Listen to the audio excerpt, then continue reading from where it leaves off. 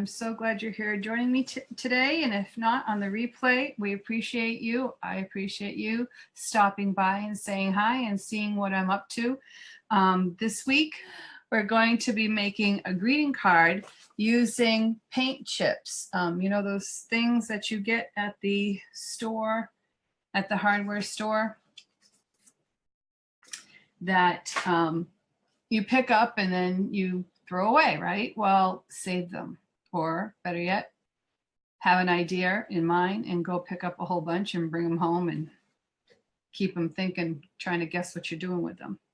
So let me turn the camera around and I will start the process of creating a greeting card with our paint chips. Here we have my paint chips. I also have a piece of white cardstock and a piece of decorative paper. And you can get them single sheets, they go on sale, or you can get them in a pad of paper when they go on sale. And any way you do it, you can find them real easily. Also, you can make it yourself if you wanted to with using more rubber stamps or paint or colored pen markers, whatever. What I did was I cut an 8.5 by 11 white piece of cardstock in half. And it's mostly because I have already pre-made envelopes that a friend had given me that they were clearing out of her office. But I cut it in half and then I folded it in half, and that made for the perfect size card to fit into my envelope. Then I found a piece of designer paper that matched, or, you know, that I thought would match my palette here. So I cut that about 1/4 of an inch shy all around the margin. So if this is 4.5 by 5.5, you cut, or 4.25 actually by 5.5, you cut this 4 inches by 5.25. Follow me? So this is 4.25, this is 4. That's 5.5, that's 5.25. So what we're going to do then is take that, use a tape runner. So when you press it down, it runs tape along the edge at the right angle, of course. If you want to put some in the middle, go right ahead. Then you take that, flip it over, and center it over your card as best you can. Again, now we're dealing with homemade cards here, and that's, you know, it's not going to be perfect. It's better than when you buy them, I think, because it's homemade. So we're going to lower the intensity of the brightness here so you can see things better. Okay, now I'm going to take my chips and decide which chips match better. So you go through this and you have different values, obviously, of which ones you think match. What we're looking for when you try to match these is, does it settle well and blend? If it pops, it's too, you know, like the white kind of, you don't want that. You want it to sit down quietly, blend right in so you can't tell where one ended and one began. Like I think this is lighter and I think this has more yellow in it, which sits nicely with that. And I can put that so you can see better. So you see how I'm saying that there's enough yellow in the in this that makes this look more blue and this sit down quiet. So we're going to go through. So we're not going to do that one. The next one is this. Do I like the darker better or the lighter? I'm thinking again, I like that better. So see how you just go through, if you have the designer paper already and you want to put that in, that's definitely too blue. And you want to put that in your, bring that with you when you go to the store. Then you can make sure that you have the right colors. You know, you might be able to get more color palette here than here. So start with this and match that to it is what I'm saying. Okay. So now I'm going to take my paper punch. And what I feel I have to do is trim that off because the paper punch is only going to go in the paper so far. So I'm going to trim this off. And I'm going to make this leaves. So I'm going to use the smaller one. And so I'll put this in here and position it so that I'm not wasting paper. So I have one leaf. And then that in there. So I'm going to go with 2 leaves. Next, for the flower, I want to get a pink. And since I don't have any pink in here, it doesn't matter what pink I choose here. So I can just punch out all the flowers I want. The only decision I have to make here is which value and which size. So I already had done that up. And I have the little pink one, and I have a big pink one.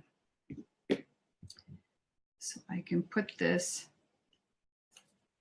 like so.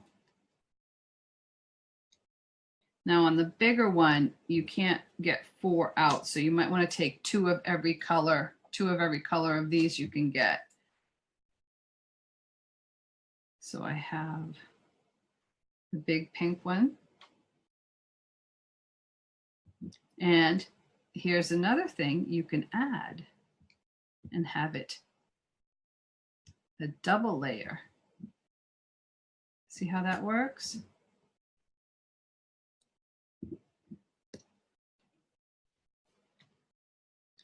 So how do we get all this together? First off, we're going to start, and I like using dots, and this will be this determination, the size of the dots that you have picked up the box. And I'm going to take the dots out and I'm going to start attaching the light pink to the darker pink with the dots. And these are just the perfect size to do that. So I'm going to place my paper punch out and peel off the dot and then come over here and place it so the peaks match up. Now that's stuck, see? Do that all the way around.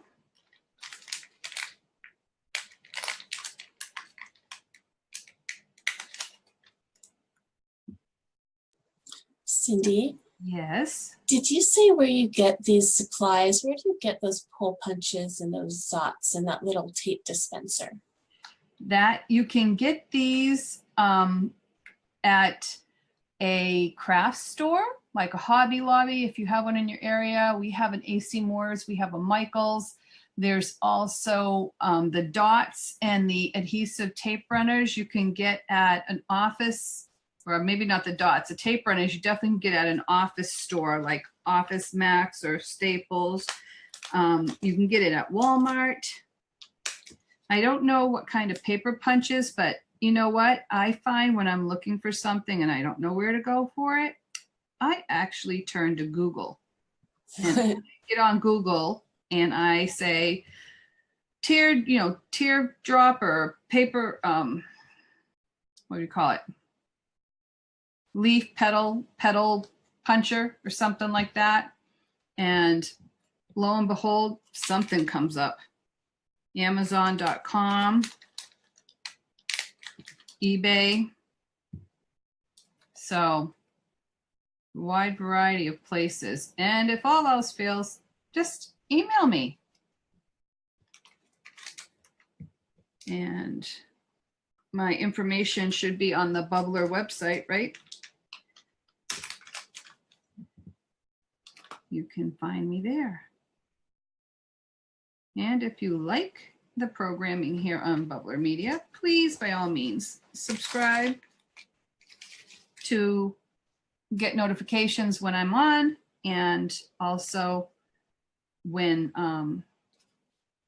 you can watch the replays on here on Bubbler Media on Facebook, or you can go to the YouTube or website. And Melissa, the woman behind the curtain, will put all that information down in the comments. Okay, so now before I glue anything on, I want to know what my placement's going to be. So I'm going to start by putting the petals where I think they will look best. And then that will determine where I place. And, you know, if you want to be symmetrical and go that way, but if you want to make it a little bit more interesting, you can offset them like so. So we know this one's going to go up here. Let me place a dot on that. And I'll put that at the top. And that's the one that is the lighter of the 4. And then the next one.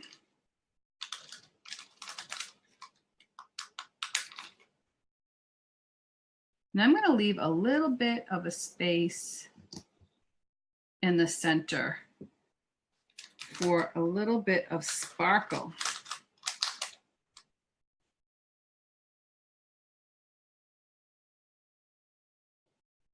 You show how you're applying the dots because I can't see that on screen. Okay, so there's a dot here. Not that you can see it very well, but it's there. You see a little bit right there. I put this down, press it down, and then I pull the dot away on the paper. I don't know if you can, let me see if I can control this so you can see. It's a little, you see it? Yeah, kind of. That little round area right there. That's the dot.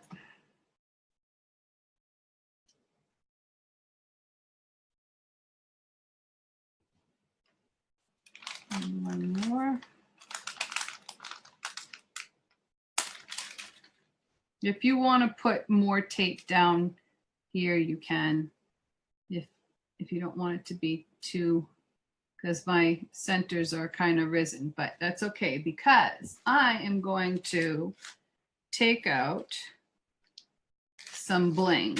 Now I have little bling here, but I also have, well, we have many choices.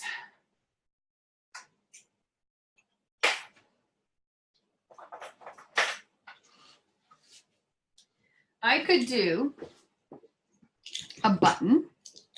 So I have a bunch of pink buttons. So I can put a button right there.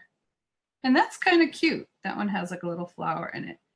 I can go with, again, you gotta look at your palette. I think that's way too bright, but I mean, if that's what you got, then do it. I can go with one like that.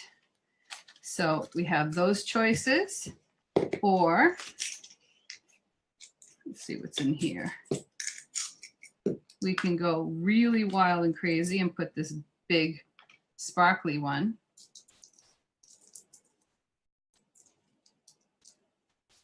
I have a marquee thing, but I don't think that goes well. Let's see what I got in this one. Oh, I have a purpley one. Nah, that's not good. So this one's a little smaller. That one might be a better size than that one.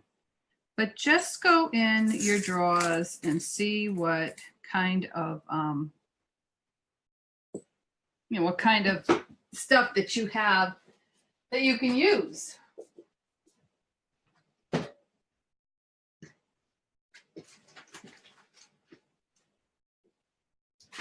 I also have, we'll see if this works, some La Plume double-ended markers. And if you wanted to go with that, if you don't have these colors, you can always just go with a black. I have these black Sharpies that are fine. And again, you can find these at a craft store, hobby store, or you can even find some of these markers in Staples. So before I glue that on, and I'm going to go with the smaller one because I'm thinking the bigger one's a little too big for me. And you can take your marker and you can draw either freehand or use a ruler and put in your stem.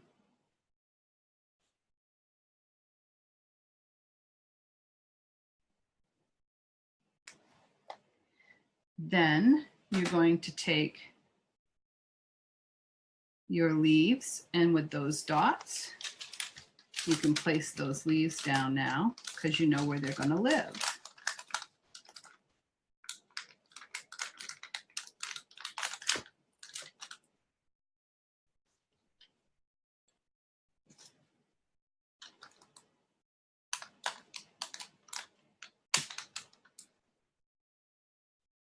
And you can even place them a little bit over that line.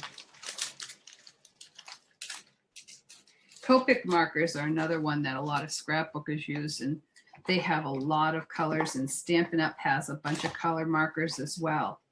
So don't limit yourself to one brand because you got to look at all the brands. They're all awesome. So here we have our flower, and then we can choose whether we want a little button or we want to add a little bling to it. I'm kind of torn, Melissa. What do you think? Well, you know what I like. Although that button is delightful for that. It's really maybe adorable in there. You know, you could put the little button and then maybe shake a little, you know, little yes, glitter on there. So that's what I'll do. So I like using this quick dry tacky glue. So I'm going to put a little bit on the button, or a lot, should I say, a dot in the middle of this button. It might come out over the edge, but that's okay because it will dry clear. But I want it to get down 2 layers. There's 2 layers of chip that they has to reach to the back end. So I'm going to put that down there. And I want to secure it. So we're going to put that in there and let that dry. And like Melissa said, why don't we just add a little bit of sparkle? And I have Glamour Dust. It's a ultra fine glitter paint, but I also have loose glitter as well. And this Glamour Dust comes in loose glitter as well. I just happen to have excess of this on hand right now. So I'm going to put a little bit.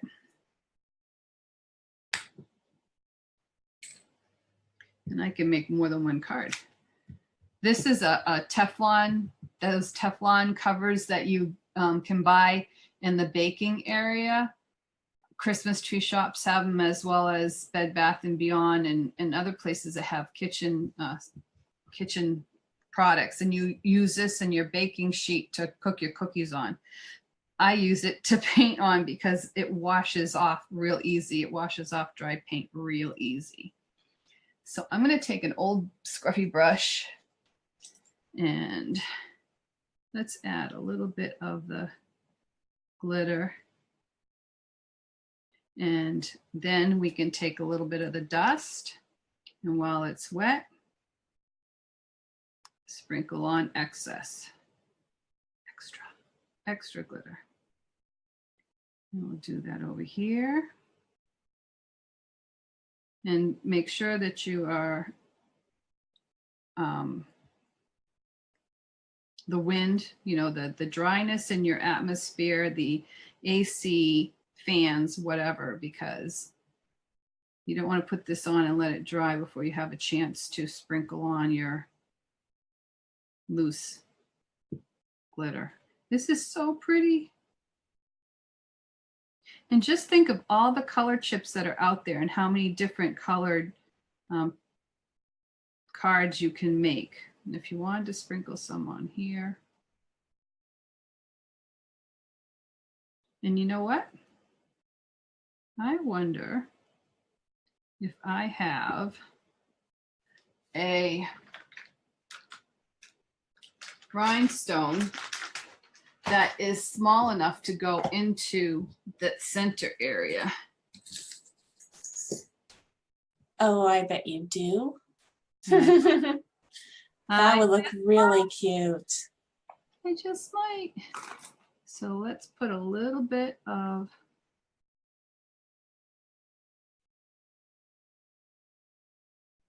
come on, you can do it.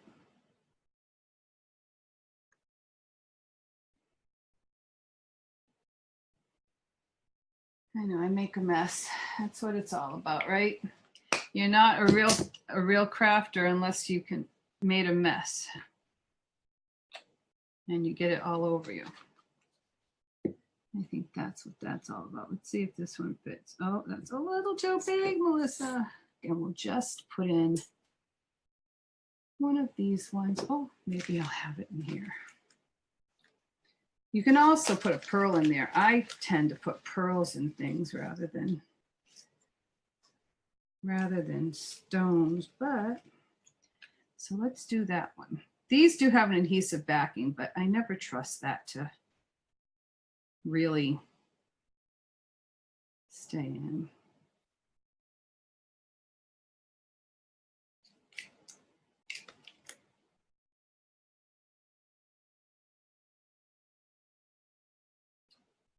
Okay, there we go.